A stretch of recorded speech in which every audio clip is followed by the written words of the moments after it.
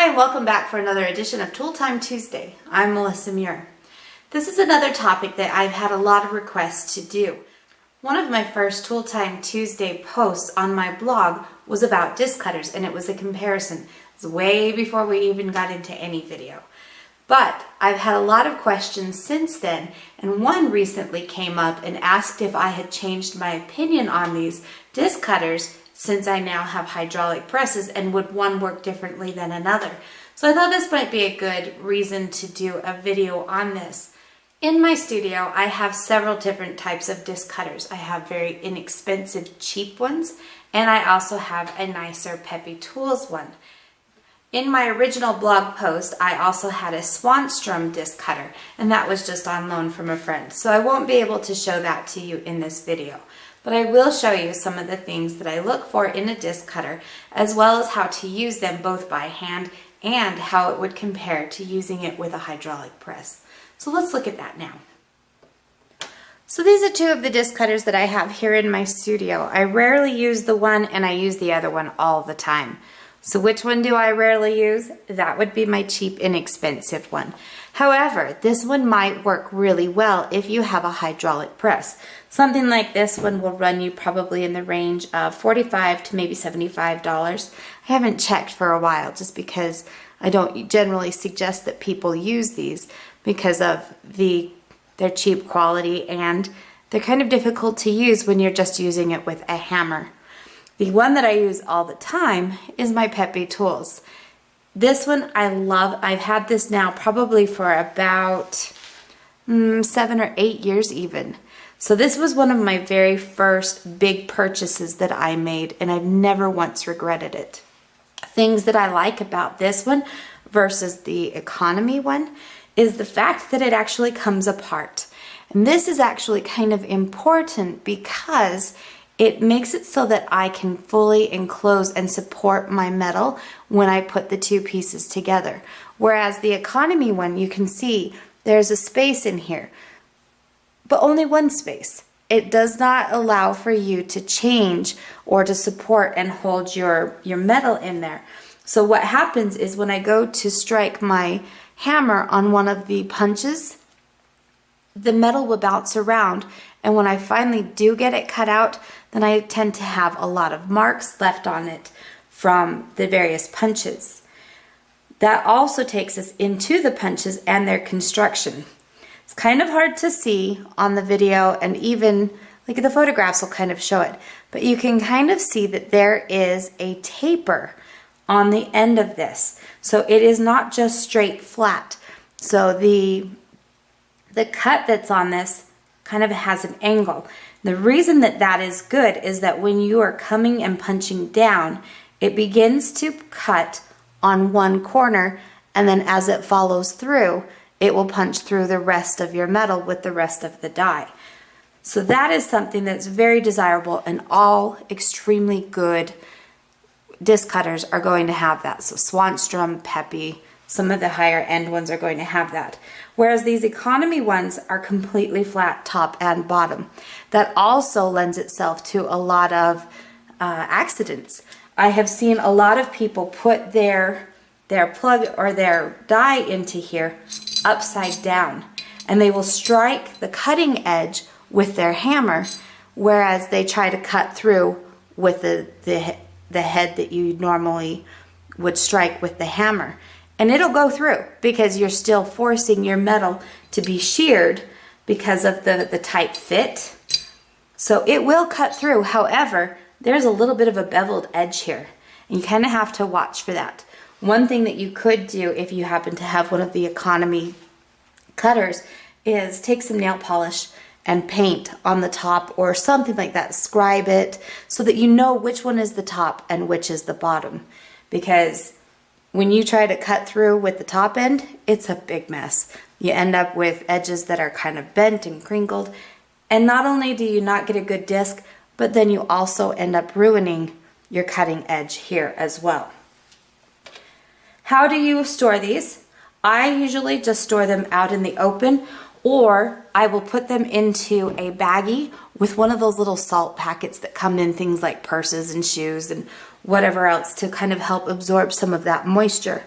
When I leave them out, I try to keep them clean and oiled, and that helps with any kind of rust prevention. Now that I live in Utah, it's not a very big issue.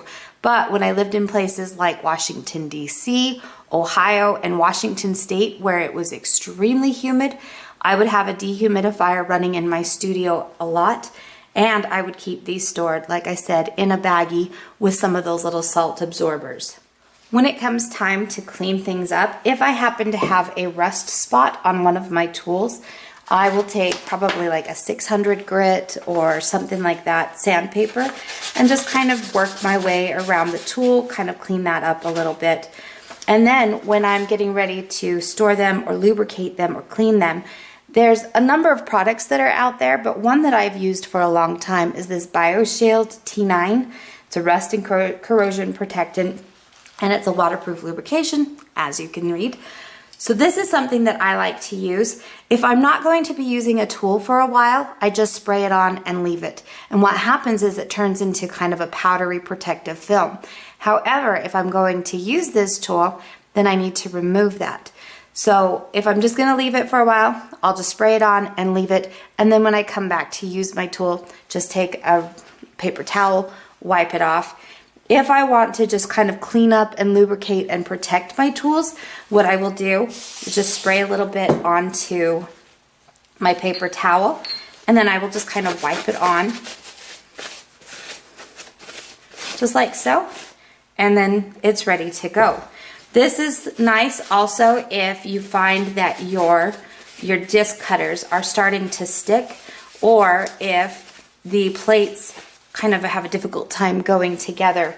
For instance, when I take and I bring these two together like this, sometimes this will get really difficult to put on and to pull off, and that's when I'll pull out this lubricant, lubricate everything up. I do the same thing, protect all of my heads. Just give them a good rub and a good wipe. You'll see that there's some cleaning that's happening here, as well as adding that protectant and that lubricant onto this. People ask a lot, how do you sharpen these if they happen to get damaged? It depends on the amount of damage.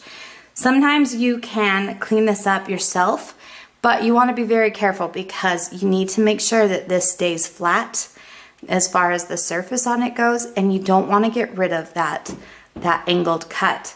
So if I have something on here that needs to be cleaned up or whatever else, a lot of times I will just take a 600 grit sandpaper, put it onto my top of my bench, and then just run my tool in a figure 8 while giving it some good pressure on the sandpaper, and that will clean things up and just ensure that you have a nice sharp edge here. So how do we use our disc cutters? So I like to work on a thin pad of urethane or something like that, just to kind of pad and protect my disc as it comes out. You can also use one of these little foam pads that are used for beading. What I like to do is I will pick whichever shape I'm going to be cutting, whichever size. In this case, I'm going to go for a 1-inch disc. Take my top, and I'm going to just slide this on here. Again, this is why I kind of like this peppy one, is that I'm able to completely close this down. Swanstrom also gives you that ability where you can completely close it down so that your metal is supported. You can see that if I move it, I will be able to pull that out, but at least it's supported a little bit better. Going to take this, make certain that the cutting side is down. Take a second and just gently roll this in here. You want to make certain that this is straight up and down and not off to an angle, because that is how you damage your disc cutting heads. So in this case, I just have a 1-pound brass hammer that I picked up from the hardware store, nothing major beautiful. You can see there's a lot of good wear on this. This is because this is the hammer that I use for stamping, for cutting out my discs, whatever. Be careful of your hands, make sure they're moved back far enough. Yes, I have hit my hand, and yes, it hurts a lot. Give a couple of really good strikes to this, and you will be able to push that disc cutter through. So that one took about 4. I lift it up and then continue to knock it out. The reason I do that is so that I don't hammer and smash my disc. However, that does happen occasionally as well. So you can see we've got a nice, good cut disc. The edges are nice and clean. There's no cupping or burrs that are left over on that. And again, that is because I've got a nice good sharp edge on here. So let's look at the other disc cutter that I have. So this disc cutter, this also has 11 punches, but they're quite a bit smaller. I think my biggest is maybe 3/4 of an inch to 1/2 inch, so not very big. But I'll slip my metal in, but you can see that it just kind of moves around, which can be a bad thing. So in this case, I'm going to verify that my beveled edge is here at the top and my cutting edge is here at the bottom. Take a second, slip that in, again making certain that it goes straight down. Give a couple good whacks. All right. In this case, I actually didn't do too bad. I didn't have a whole lot of moving around, so I did end up with a fairly clean disc. I can feel, however, there is a little bit of a burr. All right, working with a hydraulic press is just a little bit different, but still same process.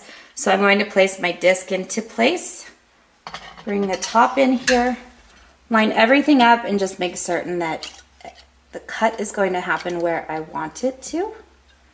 I'm going to place my cutting or my punch into place, and then I'm going to center this. Now you'll notice also that I've created a stack of spacers, and that is so that I don't have to bring the jack up quite as much. So here you can kind of see everything is centered, aligned. It's a little difficult to tell in the video, but just because of the angle of the camera. But I'm just going to bring this up, and now I'm starting to feel pressure in here, and I can feel that it just actually cut through. And there's the final cut. And then I'll just give a couple of more pumps just to kind of push this cutter down just a little bit. And now I'll release my jack. Bring that back down.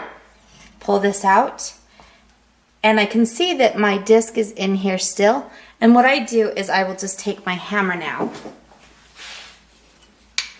and then just kind of finish pushing that through. So it took a couple of really light little taps. And there's my disc. Again, really simple. I didn't have to do a lot of hammering, which is nice. For the next one, I would do the same thing. Now, this is where this economy disc cutter is really going to shine with this hydraulic press, because all I need to do is just insert my metal, insert my cutter, and again, making certain that the beveled edge is on the top, the cutting edge is down on the bottom, everything is aligned nicely. And again, this is where the economy disc cutter would be really good, because I'm not going to have any bouncing around because I will receive the constant pressure from the hydraulic press. And there's our cut. Again, I'm going to bring it up just a little bit just to help bring that punch through just a little bit more. Open this back up. And again, sometimes you can kind of push this through with your hand, but if not, a couple light little taps of your hammer. There's my disc, and I know I don't have to worry about any jagged edges from it bouncing around. However, again, I still have a little bit of a burr just because it's not as well machined as what my Peppy tools. So what do I suggest? I will always suggest that you should buy as nice of tool as you can afford. So if you can afford to get the Swanstrom or the Peppy, I would highly recommend that you go that way. It would not be a purchase that you will ever regret. However, if you can afford $35 to $65 for an economy one, and you happen to have a hydraulic press, I would suggest go ahead and do that, because you know that you're going to receive that constant pressure. However, if there's some times where you're going to have to hit it with the hammer, I would highly suggest you find some way of stabilizing that metal into the jig so that it doesn't bounce around as you're hitting your cutter through. So either way, it would work. But again, the economy disc cutter would work with the hydraulic press fairly well.